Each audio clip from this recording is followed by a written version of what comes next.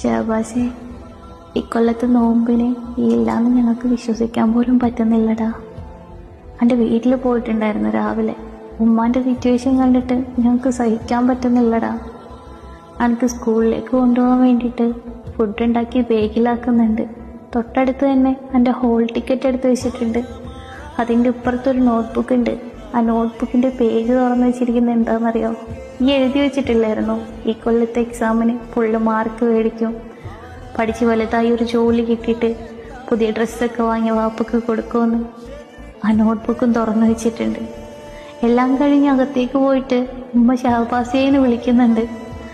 ആ വിളി കേൾക്കാൻ ഈ ഇല്ലാന്ന് മനസ്സിലാക്കുമ്പോൾ ഉമ്മ അവിടെ നിന്ന് പൊട്ടിക്കരയുന്നൊരവസ്ഥയുണ്ട്. ഇതൊന്നും ഞങ്ങൾക്ക് കണ്ടു നിൽക്കാനാവുന്നില്ലടാ.